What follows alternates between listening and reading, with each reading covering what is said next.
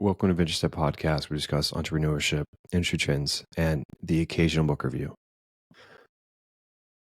From nailing your product market fit to building a killer team and even mastering the art of board meetings, we're diving into these strategies discussed in a book called The High Growth Startup, Scaling Startups from 10 to 10,000 People by Aled Gill. This is a book that is referenced and revered by founders. Definitely something that comes up quite often on internet forums or just following founders on social media. They'll reference this book and how influential it is.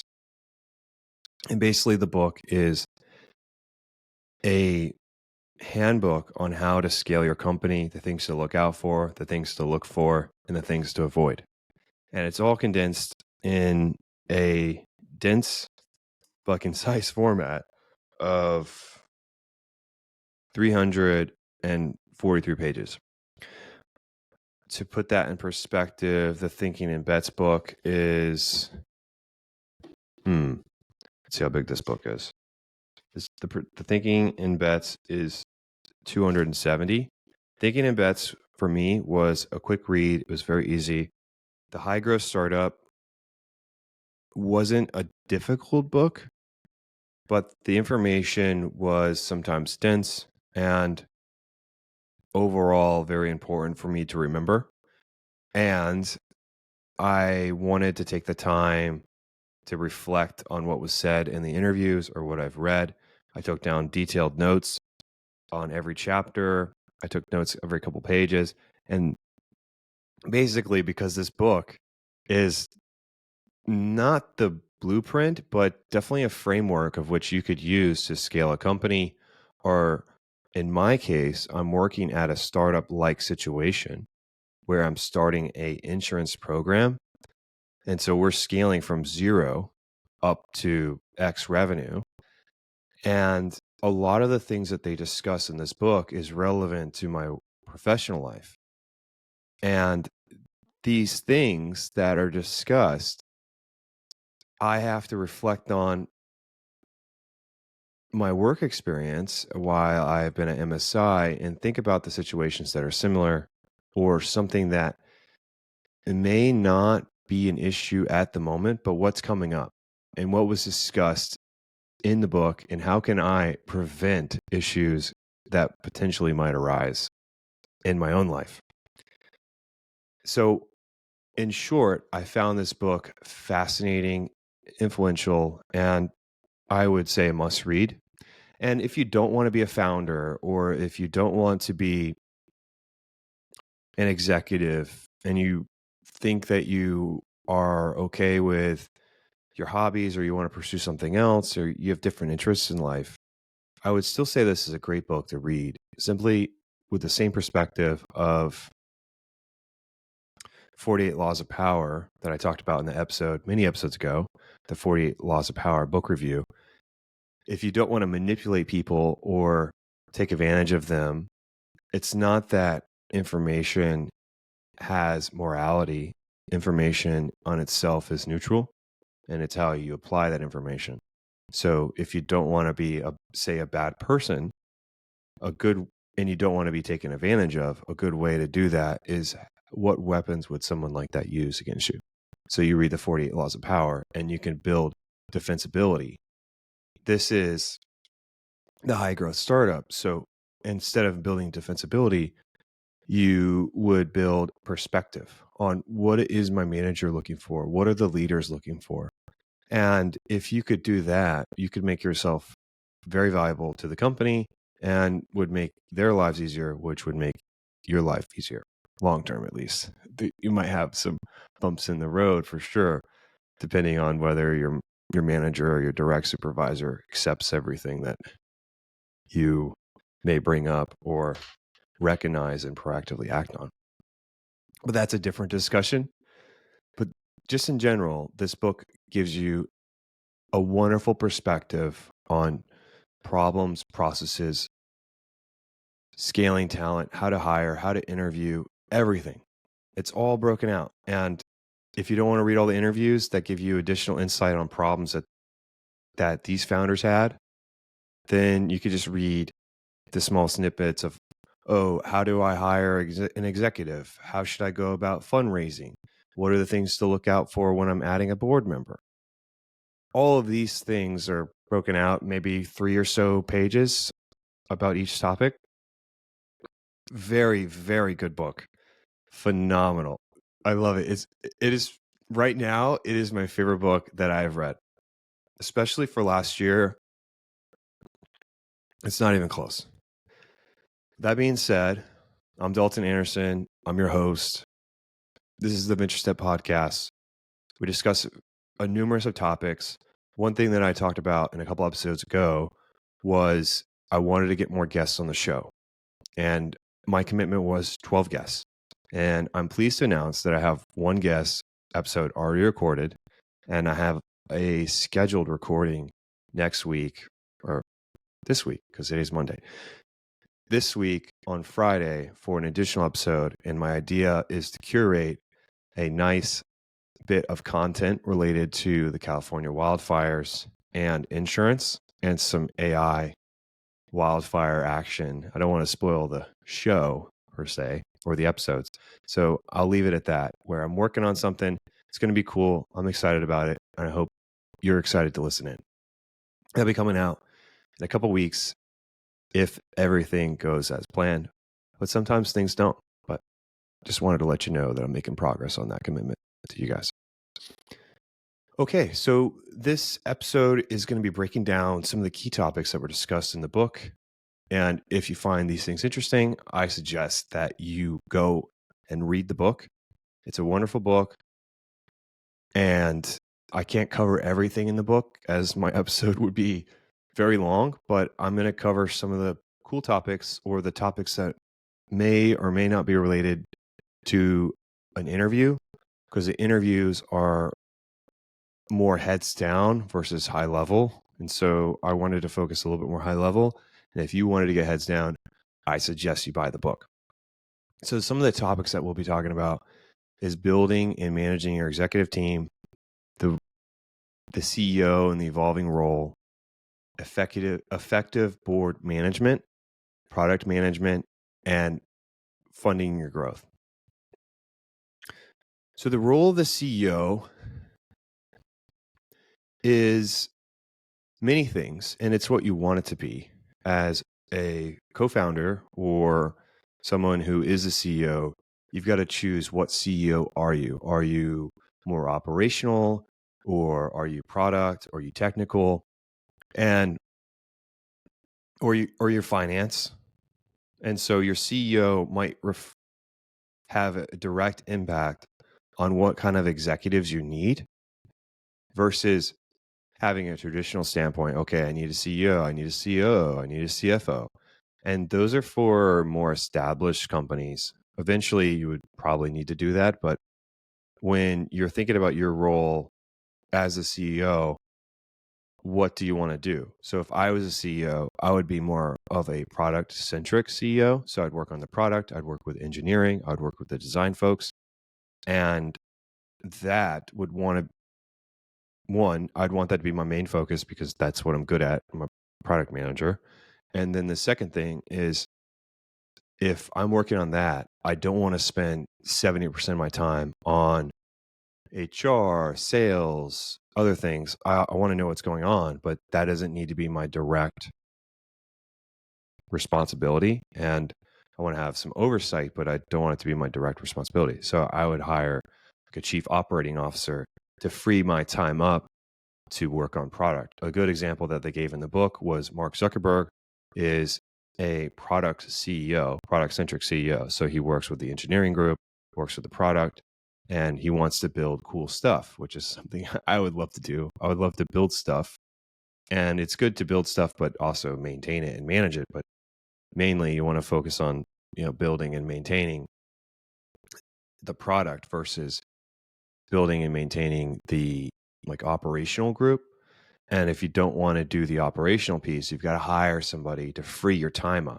And so that's basically what it talks about, is the evolving role of the CEO and how that could shift. And then there are some dynamics with your co-founder right? So if you had a co-founder, and a good example and very common is you have a technical co-founder and then you have a product or business co-founder that may have deep insight in the industry, and then the technical founder has some insight but not as much.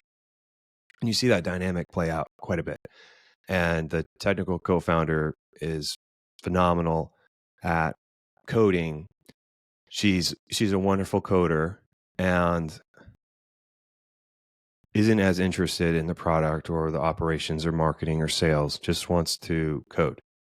And then the product CEO, she could be not a CEO, the product co-founder, she could be a wonderful product person, years of experience, and knows the product in and out, and could hook up distribution, design the product, and knows exactly what their customer needs. Those two dynamics would shift over time. And one thing that you may run into is your co-founder, and say this example, the technical co-founder doesn't necessarily scale with the company and isn't fit for a CTO role or chief technical officer. And so you'd have to negotiate either leave or repositioning of the co-founder, which is always messy. But you can't predict these things. Being a startup is hard enough. Like 9 out of 10 startups fail. So you can't necessarily say, okay, like this is the co-founder that I think would scale to be CTO or whatever the case may be. At the end of the day, you're just trying to build stuff and survive. So anyways, the CTO, say in this example, can't scale as the company grows, because you got to think about it like you start out maybe with 5 people, then within 3 months you add another 50, in 3 months you add another 50, and then before you know it, you're at like 800. And once you get to that point, you're like a real company, and not everyone is going to scale with the company, and you'll have some people that are there and don't like the dynamic that is changing. And I'll talk about that a little bit later, but this is related to the co-founder. And so the co-founder might not necessarily scale with the company, and they need to either reevaluate where they're at and where they want to be, maybe get a coach or something like that to enable them to scale with the company. Or if what they want isn't what the company could provide and you can't come to an agreement, then you have to negotiate the leave of the co-founder, which is always messy.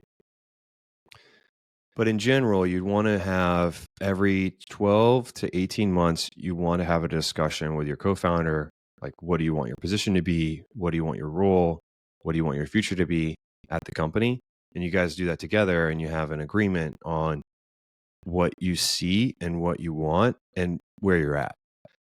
And at a certain point, if those things can't align and you can't come to an agreement, then you have to split, and it's going to be messy. The next thing is time management. And this is something that I've incorporated in my own life, where I have ruthlessly audit my calendar at work and audit my personal life, especially my work, because I work in many departments and been a crucial person from design of the database, architecture, to technology improvements, to product improvements, actuarial analytics, everything, which is the core role of product. But there's been some times where I've been like very deep in these areas because I'm a technical product manager. I would say I'm technical plus a little bit of growth. I'm trying to get more growth, but that's a different story. But I was being put into a lot of meetings, and the issue was, did I need to be in all those meetings? Do these meetings need to be meetings? And so I got to the point where I was auditing my calendar weekly, and then I actually went to daily, and where I was just auditing all my stuff. Everything was being audited. So I was auditing my meetings, and if I didn't feel as if this had to be a meeting, I would just tell them like, hey, like, I don't think this is a meeting. Can we address this via email? If you feel differently, let me know. I'm really busy. I know it's important, but let's try to settle this via email and then get on a call when we all have the information and perspective. Or if the meeting doesn't have an agenda, I always request an agenda. I don't send out any meetings without an agenda. And it could be a very simple agenda, but at least you know what you're joining. And if there's no agenda, in my mind, there's no meeting. So audit your calendar at work. Very important. Make sure that people aren't wasting your time, because that's one resource that you can't get more of, at least at the moment. It'd be cool to go back in time. And be okay with saying no. And I had to do this all the time because everyone wanted something, and everyone's stuff is important. It's important to them, but is it important to the company? Is it important to the product improvement? And a lot of times the answer is no. And explain your no, but let them know that I'm not working on this because X, Y, Z. And if they don't agree with you, then I guess they could escalate it, but I would try to illustrate why their asks make sense at the moment, at least. Decision frameworks. So you want to have a framework that you create for, one, the principles and culture of the company. And this could be for your team as well. You want to have a decision-making framework and principles that you want your team to abide by. And so what does that mean? What things do you need leadership approval for? So in this case, my boss, Aaron, we have an agreement for X things. We run it by each other first, or more like I run it by him. And if it's in these areas, I've got full authority to do what I think is best for the group. And that works for us because, hey, this is when we should slow down. We should huddle up. We should make it an agreement on what we should do. And so this would be a centralized group decision. And these are the cases where we want to have a decentralized decision, do what you think is best, and move on.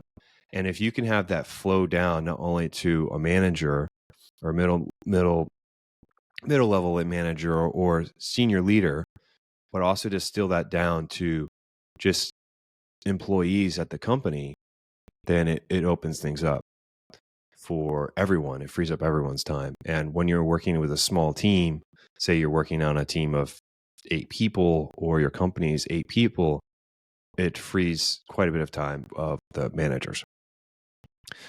Touched on it a little bit was the co-founder dynamics, having those discussions every 12 to 18 months, managing the transition of the company or the co-founders' roles.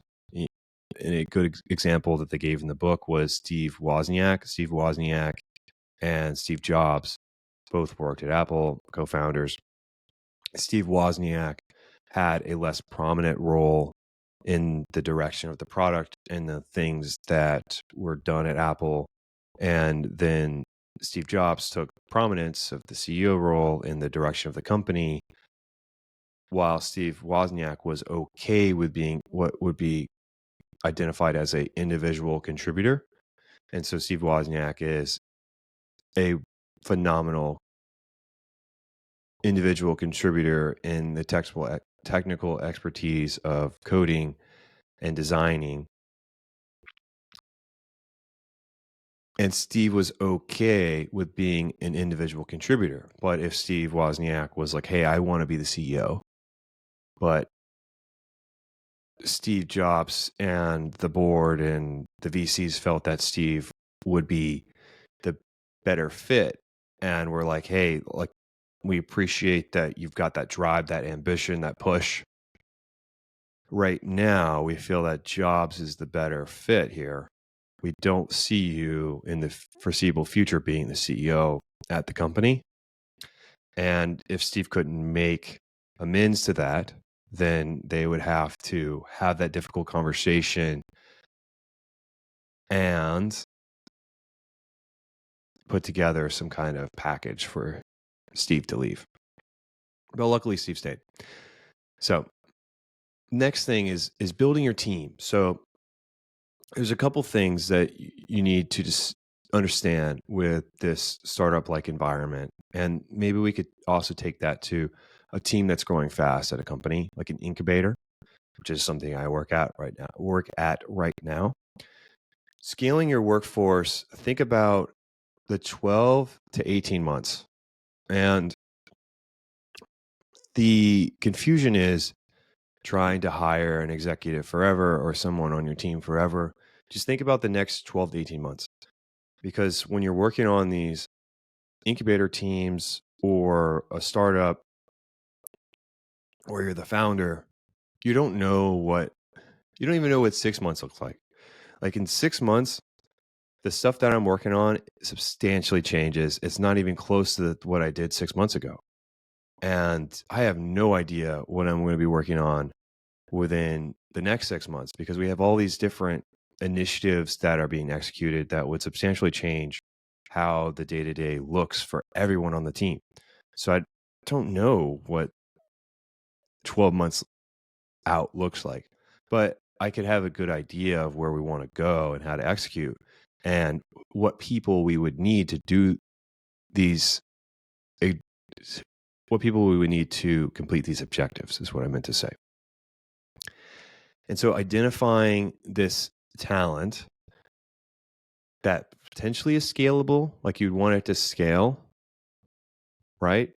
But at the same time, don't try to hire for someone 5 years out. Hire for what you need now and what they would be able to do 12 to 18 months from now. And if you do that, you should be all right. And just depending on the position, right? And they talked about this in the book, and it's very important to understand that there's certain positions that you could hire with limited experience and they could perform very well because you know what they're working on and you know the impact at the company. Positions that have a lag time of input to output, say product manager, developer, or accounting, potentially, like an accountant. You don't necessarily know the impact of what they did right away. You can find out years later with accounting, or years later with a product manager, or years later with a developer. And if you hire a substantial amount or just a little bit of junior developers or junior product managers without the proper oversight and foundation for these people to be nourished and mentored, it's going to be a big disaster.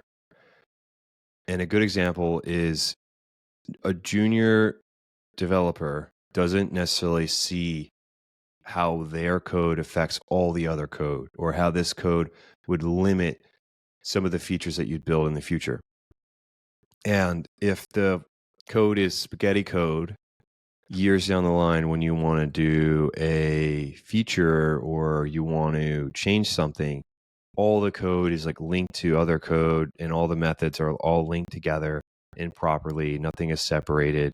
Naming conventions of the methods are not up to par, and the code is very confusing and can slow down your dev capacity 50+%.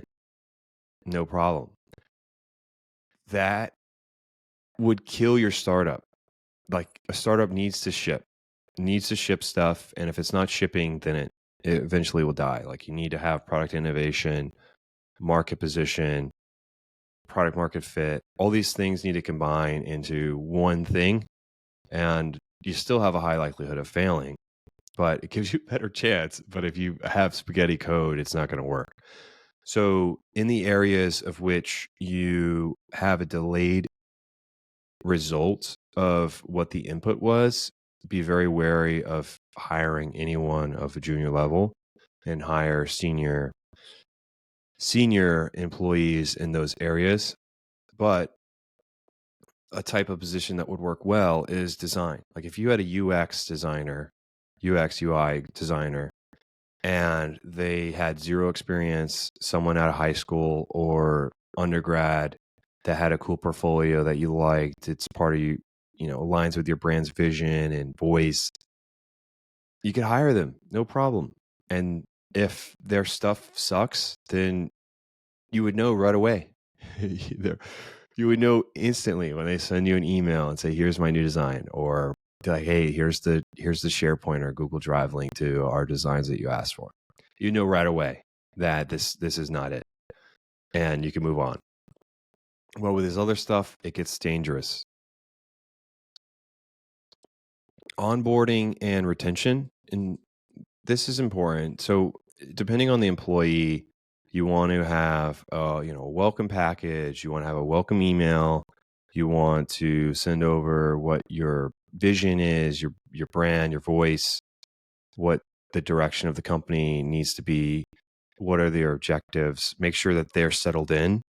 And if you're hiring a manager, you want to make sure that you communicate the new process, and you don't want a manager or an executive.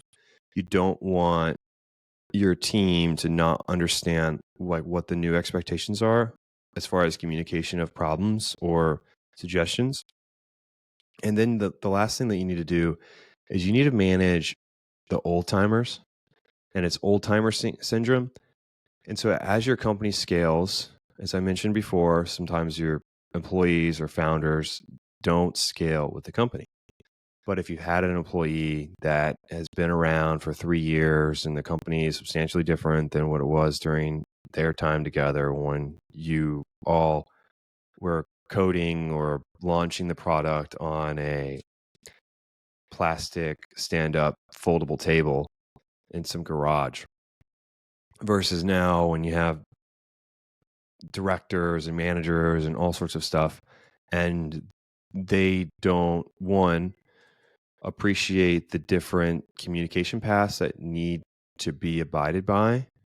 They may not appreciate their lack of power and position at the company, or may think that they're entitled to power at the company because they've been around for so long.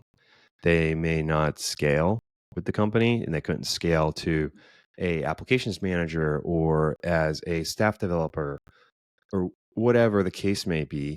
They just don't work with what they've got. And those things you have to communicate, and you have to ask them, hey, like what are your issues here? Like, how are you feeling? What do you want? And if what they want isn't what they can do, then you have to let them know, like, hey, I don't see what you're seeing here. And if we can make strides to do what you want, then let's try, but we give it a shot. And if they can't make progress towards what they're looking for, then they've got to go, because they aren't happy. They are dragging the team down, and overall, just not a good look. So you've got to manage the employees, but then you have some old employees that scale with the company and that want to excel and learn, and they're able to adapt to the new surroundings that they're in, and that's excellent. But that's not always the case. And I think that you'd have some kind of a split, but I'm sure that more employees think that they can scale, but they probably don't. Building an executive team. So an executive team would have a couple of traits that you're looking for. Like, you want a team player, you want someone who's driven, you need someone with great communication skills, you need someone who can execute, who is suggested to you by your VC executive recruiting team or your own executive third-party HR recruiting group. And you also want to make sure that you get it right. There's nothing worse than hiring a bad executive. And from what the book says, I have no experience with hiring the wrong executive. I've worked through some painful executive experiences through my professional career, but I have not hired my own executive yet. But anyways, so that there's just these traits that you need to look for. And then the last thing is, like, don't rush it. Like, it's important to, one, think about the 12 to 18 months. Don't hire someone for 5 years, because the person that you want that would scale to the company within 5 years doesn't want to work for your company. And if they did, they'd probably have their own. And so that's the first thing. The second thing is, make sure that you have referrals, and that you reach out to every referral, and you get lunch with them, and you think that they align with your vision. I mean, it really depends on the thing that you're hiring for, and it's very situational. And so a lot of these things, it just depends. But if example would be, if you need to free up a little bit more of your time to think strategically and less in the day-to-day product, you want to hire a product manager, not a senior product manager, or just a product manager, or a chief product officer. You would want to really understand their background, what they've worked on, what type of product manager are they, their referrals, the things that they're interested in. And then you want to know what their vision is of the product. Without you telling them, they've got to tell you, because if you tell them what you want, then they could just tell you what you want, versus them outlining the brand and the product and the direction that they would want to take. And if that aligns with you somewhat, I mean, it doesn't need to align 100%, but if it aligns, then that's probably a good hire. But you don't want to hire someone where you are in complete disagreement with them, and he wants to take a completely different direction that you want to take, and you're always butting heads, because then that just sounds like a bad situation. He doesn't want to be there. You don't want to have to argue with someone consistently about the product direction because you're the co-founder. And so that whole situation just doesn't mix very well. And that leads into just managing and hiring executives. One thing that you have to make clear, and I talked about it a little bit earlier briefly when you're hiring a manager on the team, is some of the things that may be detrimental and lead to the firing of an executive. The first thing is them being tentative or too passive. And that might be because they don't want to rock the boat. But another issue with that is, if they don't want to rock the boat and they feel like they're potentially rocking the boat, one, you haven't made them feel like they are in power to do what they need to do for their job. And two, they're not communicating that. And if you're hiring an executive, I would expect that they would be able to communicate problems and say, like, hey, Dalton, I don't feel like I can do my job because I don't want to step on your toes. And if they can't communicate that, like a 2-sentence statement, then are they really executive material? Like, they've got to communicate it. And if you're not opening the dam and letting things flow through to them, then that's an issue in itself. So if they're too passive, another key issue would be if people are circumventing your executive that you hired and taking problems straight to you. That could be two things. One, you haven't clearly communicated that this hire is handling these things for now on, and problems and suggestions need to go to this person.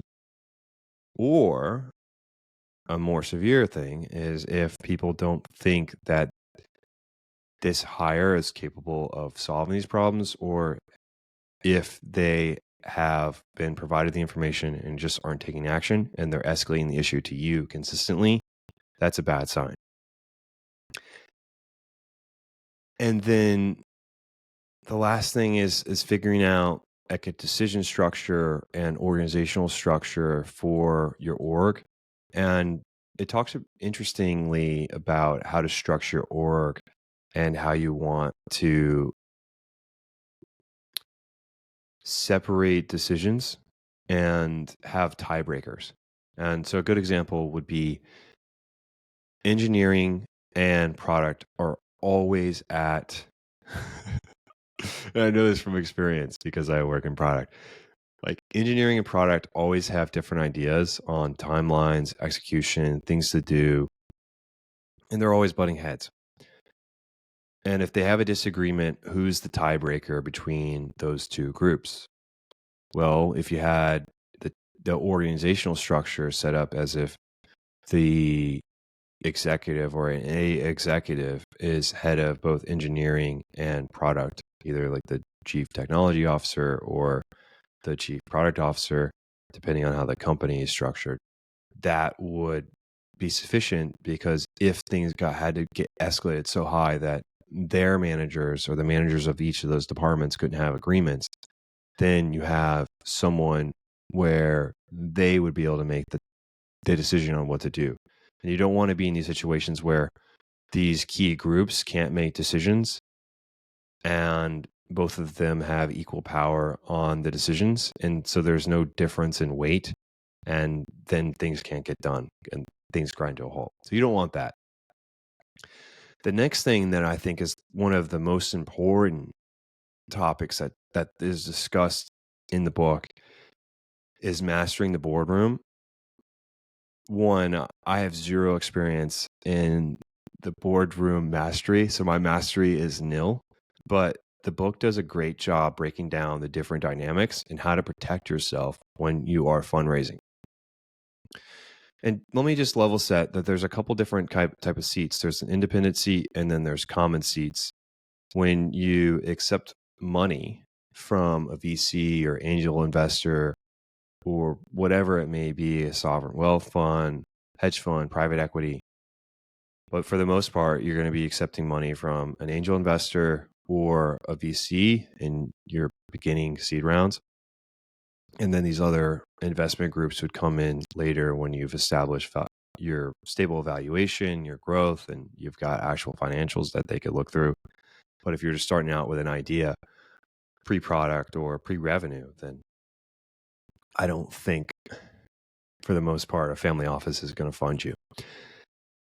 And that's what it says in the book. But anyways, so the dynamic is you're mostly dealing with VCs and angel investors. And so when you raise money at a VC, you have this valuation, they take equity and they give you money. But that money comes with stipulations. And especially during your first couple of rounds, they want oversight. Sorry, I have to burp. I burped already. But they want oversight on what the company is doing because it's brand new. They could offer great advice and strategy and different nuances related to issues and oh, well, we've got XYZ, we know how to connect you, or just advice on how to run the company, because you've never done this before, probably. And if you are a seasoned founder, then it's a little less stressful. You know what to do. But if you're fresh and this is your first time, then they can provide a little bit more guidance and have a vast network depending on your VC and who you fund with. But choosing the right partner is important.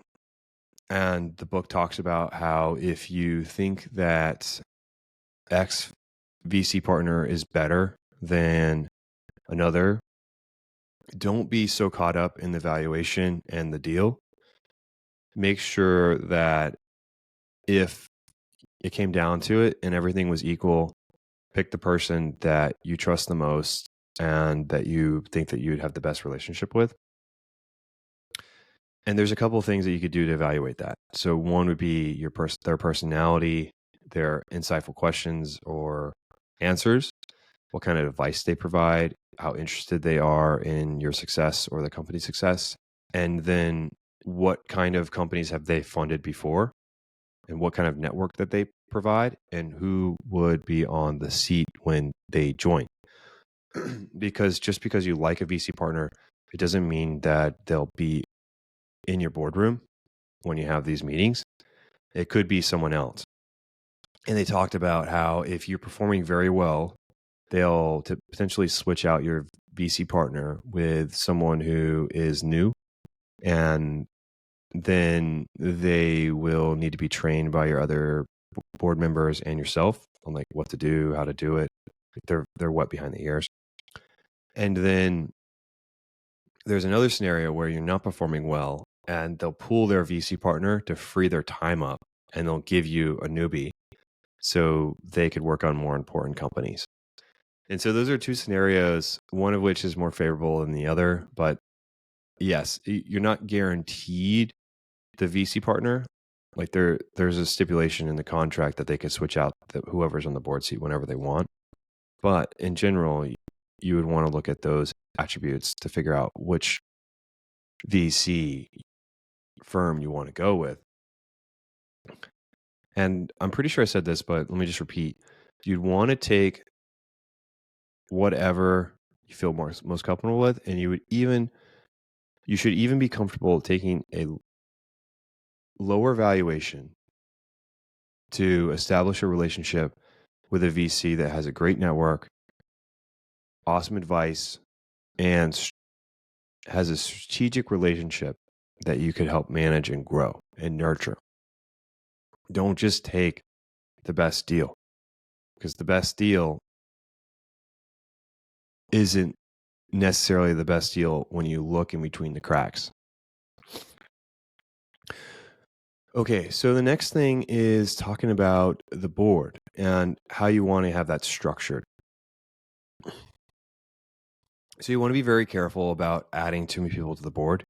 A lot of companies that you fund with, they're going to request a board seat. And in the beginning, that's okay. But later on, you don't want to have 20 people on the board because it's not useful. It's not effective. It doesn't make sense. So you want to keep your board very small and you want it to be odd numbers so you can make decisions. So that being said, like how do you do this efficiently? Well, you want to, one, have a process where if people are flying in the night before the meeting, then you'd want to have a board dinner. This is if you have multiple members, by the way. If you just have like a couple, then don't worry about it. If you are having multiple members and you're making a big decision, or you want to allow them to vent before the board meeting, you want to have one-on-ones with them for 30 to 60 minutes. And then if you are thinking about,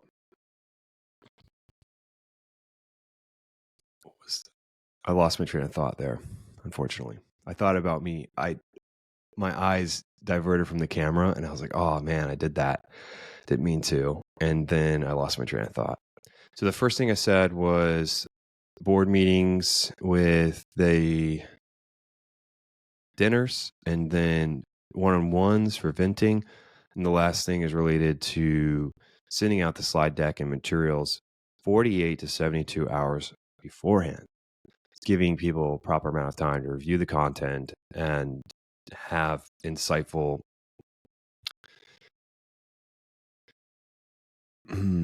discussion, have an insightful discussion regarding the content that you sent during the deck. And then when you run your meeting, what you really want to focus on is the strategy, company strategy. But you have some stuff that you have to sign off on at the board. So you have board business, things that you need to sign off or need to be approved. And then you have things that you need to follow up on. What was the previous meeting about and what do you need to execute on now? And then just like critical problems that need to be discussed. And the last thing is like product strategy and direction. When I say product, maybe company is better. Company, product, interchangeable when you're that small because you only have one product. But what do you need to do to increase the value of the company and have a better market fit for their customers? Or what's the new features that they should probably add? What are some problems coming up? How do we solve it? How have we solved it before? And hopefully you have an experienced board that is knowledgeable of the area of expertise that you're working in and is able to provide critical insight that you may not have gotten if you just accepted the best deal. The next thing is VC Cronyism. And a VC crony is someone who owes the VC firm or is a person who is either funded by the VC firm or it works on several boards of the VC or is someone who's in position to get hired at the VC firm as something. And so they basically have a lot of leverage on this person. And if it's not like if a quid pro quo where if they don't do that, they're going to hurt their family or something like that. But they have a definite conflict of interest. And basically the VC group is trying to turn your independent board seat into a VC seat, which isn't in your interest. It's in theirs and will definitely mess up your board when you have to make crucial decisions because you want your independent board member to be insightful, influence the room, and hopefully be someone that is neutral. You don't want them to be your best buddy. You don't want to hire your mom. You don't want to hire your stepmom. You don't want to hire anyone from your family. And you want them to be knowledgeable in your area and hopefully a entrepreneur and someone that you'd want to hire at your company, but is out of reach because they're just 4 or 5 levels above what your company is right now. And this independent board member, you're going to get a lot of pressure from the VC firms to hire their guy. So what do you do to combat that? And what they did was they broke down this kind of term sheet for hiring an independent board member. And it breaks down, okay, here's the requirements. Here's the experience. Here is their background that they need to have. And these are the industries that they need to be worked in. And a whole spec sheet of what is acceptable. And then have your VCs agree upon it. And once they agree upon it, then if they suggest someone that isn't part of the specs that were laid out and agreed upon, you can call them out and be like, hey, like this is not what we agreed on. These are the specs. Anyone who suggested needs to meet the specs. Otherwise, it's not relevant.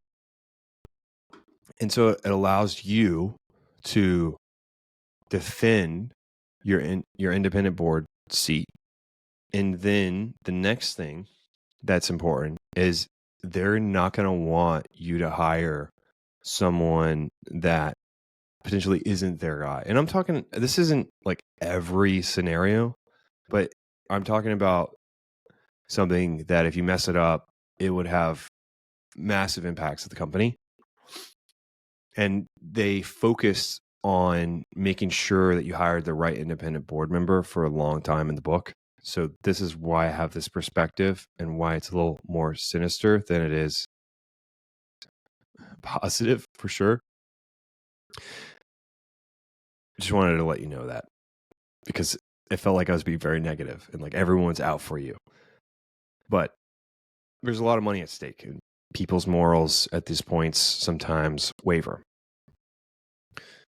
But regardless, an independent board seat, the VCs aren't going to want you to hire someone who isn't their person. So if you don't have a spec sheet, they're going to complain and say, oh, and find every little issue that they can about the person to push them further down the list or remove them or not hire them. So if you have this agreed upon spec sheet and you find this person, they can't say anything. Say, this is the spec sheet that we agreed upon. This person meets all the guidelines. What's your deal? Like, what really are you complaining about here? Like, what are your issues with this candidate? Because on paper, this person meets the specs that we agreed upon. And so if you're seeing something that I am not, please illustrate what it is. And when you call someone out in that manner, in that way, it's like, okay, you're full of shit. what's really your deal. And they can't say, oh, well, really, I want to hire my VC crony and I want to take over your board seat that's supposed to be independent. So they'll be like, oh, well, like, whatever. I'm like, oh, what? Yeah, I disregard that. Like, it's probably whatever they say after that is probably not important because they're just thinking of trying to wiggle out of it. And some people are really good at that, like wiggling out of all these scenarios. And you got to be wary of those people and probably experienced VCs. Oh, yeah, there's a whole chapter about that. Experienced VCs and these people are very good at telling you things that you want to hear. They're good at selling something, selling their relationship, selling this. And then once the sheets are signed, it's a different story. And so you have to be careful with what you hear. You've got to listen to what they say and what they do and their facial expressions and their posture and how they make eye contact with you. All of those things can influence whether or not you think that they're being for real. Yes. So avoid the cronies, have a legitimate independent board, and run your board meeting in an efficient manner. Send out the slide decks 48 to 72 hours beforehand. And hopefully your board can influence in a positive manner the decisions that you need to be making. Product is super important. Duh, I work in product. So product is one of the most important positions, especially at a startup or at your company. And so you want to have very good product talent, and then you want to be very careful what product managers you hire. There's a couple different product managers. There's business, design, technical, and growth. Sorry, I was blanking on the last one. And so with businesses focus strongly with external partners and understanding and incorporating their feedback into the product. They work best with enterprise sales. Technical product managers can work in various areas and are good at many companies, mostly related to like technology or financial companies where the information is technical in nature and not necessarily front facing. And so they don't have to work directly with the customer like a business product manager would. They would work more on the back house of things. And then they would have the skills to be analytical, but driven at the same time to drive results. And then a design product manager is someone who is influencing the product design piece and someone who is a good designer, but also product manager. This is a gray area. In the book, they talk about how this could turn out poorly because the design product manager doesn't have the same skills of a business product manager or a growth or technical product manager. They may not know how to prioritize, communicate those important and I would say essential skills to be an effective PM. And if they can't execute on those things, it's going to hurt the company substantially. And then a growth product manager is someone who can identify the levers in the company and then know which levers to pull to get things done. And so I would identify myself as a technical and growth product manager. And so some of the characteristics that the growth product manager have, I don't have all of them, but I have majority of them. And then I have the technical skills. And that's where I'm at right now. But hopefully I can get a merge between technical and growth, and then maybe a little bit business. But I also like design too. You can't be good at everything, but I would like to definitely have strong skills in all those areas and then really be the best in technical and growth. But there are some key characteristics that you need to look for with a product manager. So they need to know how to prioritize. They need to be top 10% in communication. They need to be able to get things done, execute, and they need to have, when you're hiring them, they need to have references. You check every reference. And they need to be able to talk about and identify the product direction, like where they want to go, and have this product sense on where the market is going to go and where they think the product needs to be positioned and who their core customer is. All of those things are important characteristics of a product manager. And there is a couple of programs that you could put together when your startup or a company becomes more senior, and one of which is something like Google or Facebook's program with their rotational product managers, or I think assistant product managers is when you hire right out of undergrad and you do 3 6-month rotations at Facebook, or you do 2 12-month rotations at Google. And you work on different areas at the company to understand what to do, what it is, all the birds and the birds and the bees, or I think I'm messing up that saying, but the birds and the bees, yeah, maybe, I don't know, whatever.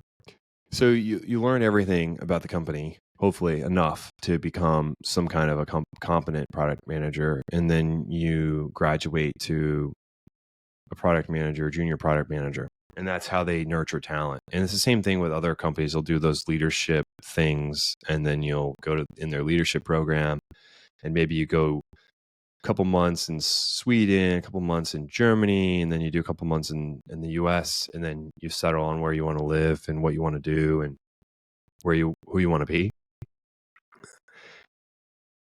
First of all, that would be sick. I wish that was available when I was graduating during COVID, but didn't have those opportunities. So never got to apply or interact with that, unfortunately. But hey, we are where we are right now, and I'm loving it. So financing and evaluation.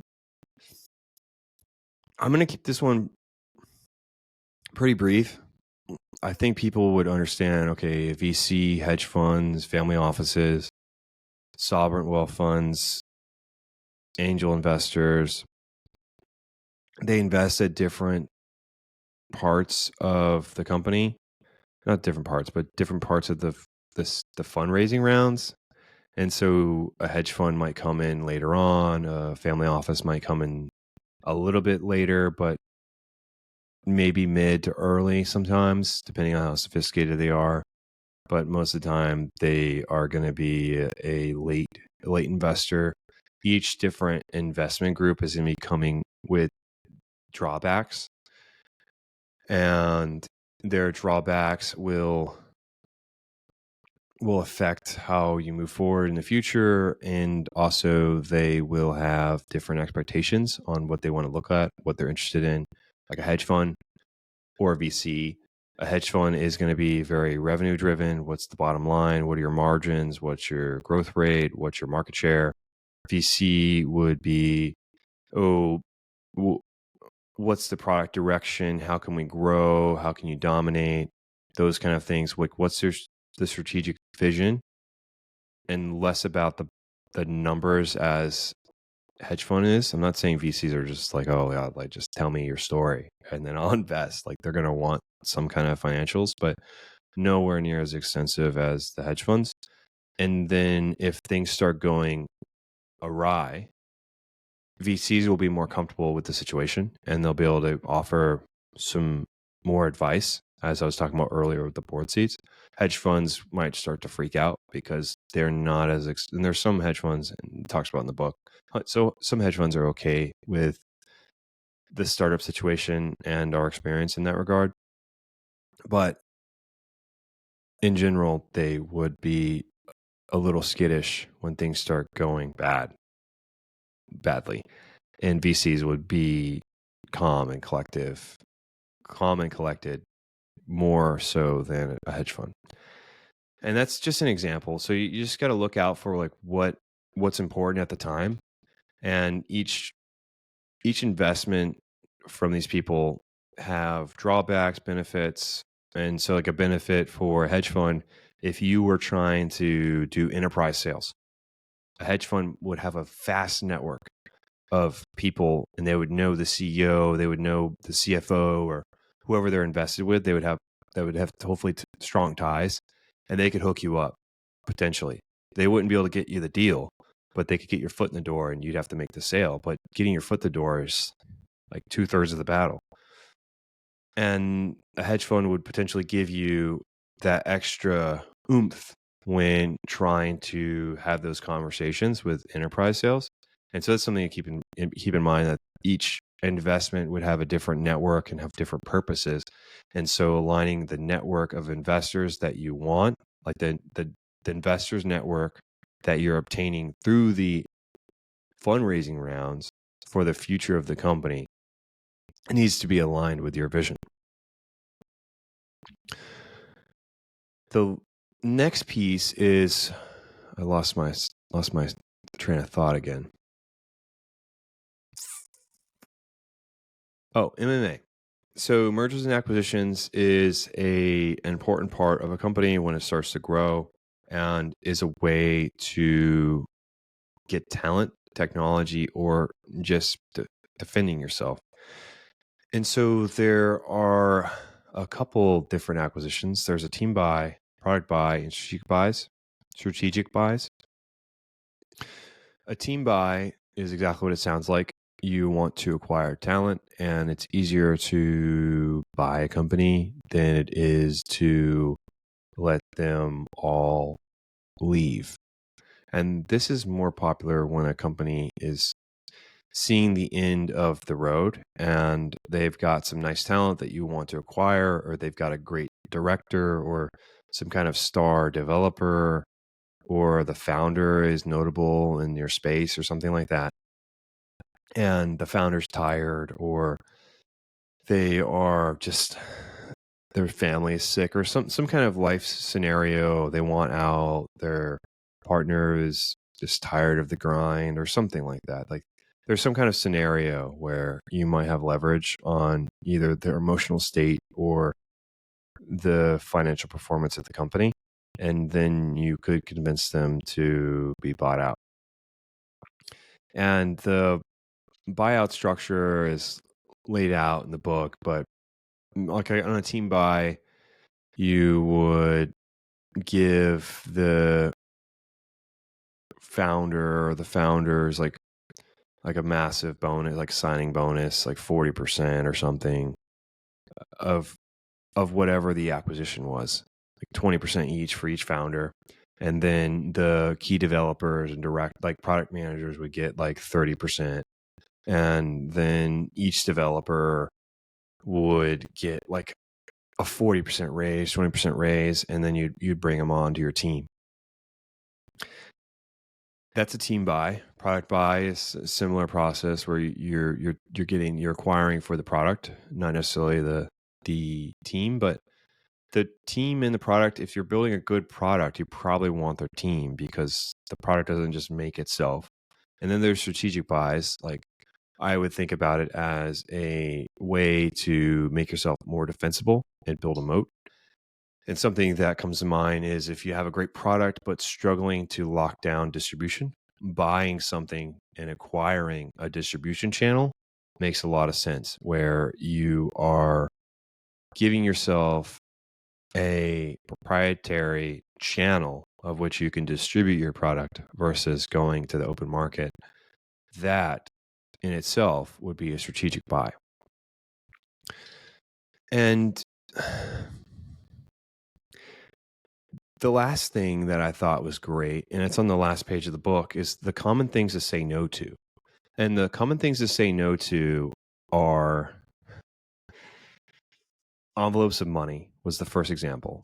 Envelopes of money is an example from Google back in the day. There's some Google lore where they used to provide a bonus in cash to the employees, and the employees would shuttle from the headquarters back into San Fran.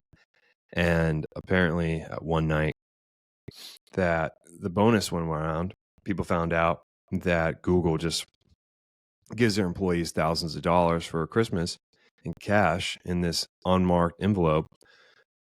they were robbed of thousands of dollars. Like people just like there was some kind of mugging going on when people got off the bus, and just people just got all their money taken. The second thing that is important is China. And so it talks about not very many tech companies have been successful in China.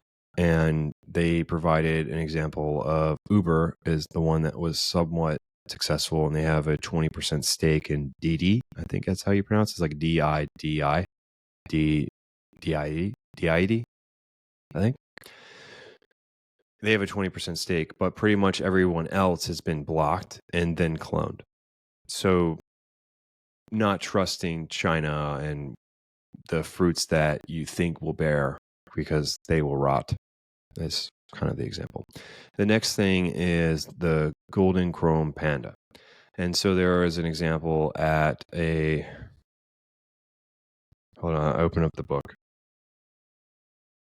I was wondering what the company was, but they didn't list the company, but they talked about the golden chrome panda. And during a raising round, a company raised a lot of money, and then they bought a giant chrome panda to symbolize like don't overspend, be frugal, and spend your money right, and all sorts of things.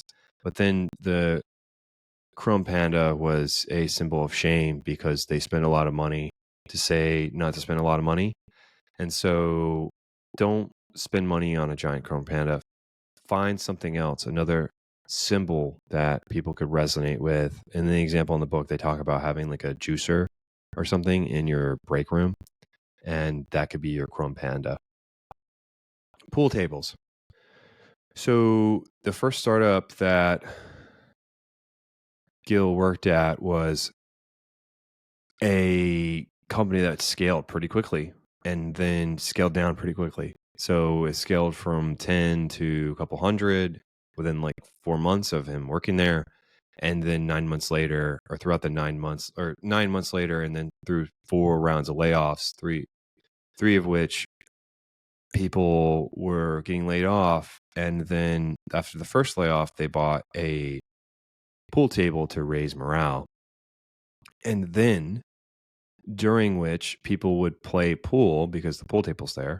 And then mysteriously during the next round of layoffs, those people would be on the list.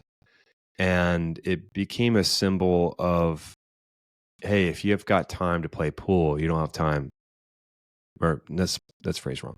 If you've got time to play pool, then you've got enough time not to work here. And just the general sense is, if you've got time to play pool, you've got plenty of time at your job, or you're just not working hard enough. And so if you're seen playing pool at the pool table, you were laid off. And so that company scaled from a couple hundred back down to 10. And a pool table isn't necessarily good for morale. It's just something where people are playing, and it's not raise morale. It's just a sign of you're going to get laid off because you're not working. So the lesson is try to find a better way to raise morale at the company and keep things productive, I would say. So we touched a lot of topics today. We're just over an hour here of this book review.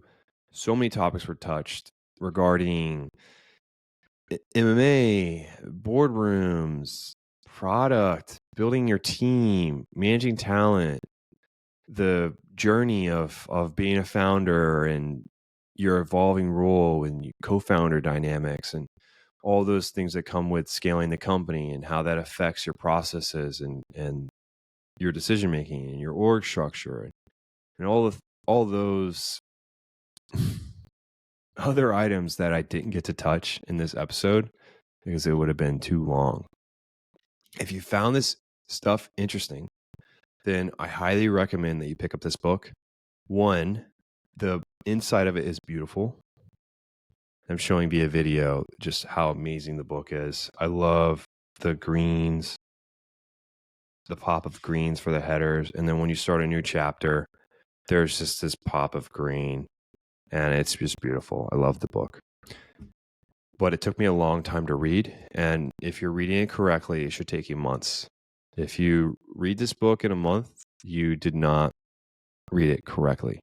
There's a difference between working and working smart, and there's a difference between reading and comprehending. Two different things. Don't confuse them. It's important not to. That being said, I am going to be reading Can't Hurt Me by David Goggins. And funny enough, I got this with my mom and Sarah. And so we're all going to be reading this book. Hopefully my mom reads it, but I know Sarah will. So we're going to be reading this book together, and I will do another review on another book. And so I hope to read this, and then I will figure out what I'll read next. I don't know. But I really appreciate you listening to this episode. Hopefully you made it this far. And if you did, I appreciate you. And if not, then you won't even know what I'm talking about anyways. So if I get my episode scheduled with my guest with the wildfire company, not yet to be disclosed yet, then we will be airing the 2 guest episodes. If I can't get that scheduled on Friday, then it will be delayed. And then I'll talk about some stuff going on with AI or an overview of my Guatemalan trip. Once again, I really appreciate everyone that listens in and is supporting me in the comments. And it just, means the world. So I hope that this was informative and not very boring. It's very exciting stuff. So I hope that you're excited to listen into the next episode that's going to be airing next week. And we're close to 1 year of episodes, or we're close to doing episodes every week for 1 year. That's what I meant to say. But I will let you go. And of course, wherever you are in this world, good morning, good evening, good afternoon. I hope you have a great day. Thanks for listening. Hope you tune in next week. Bye.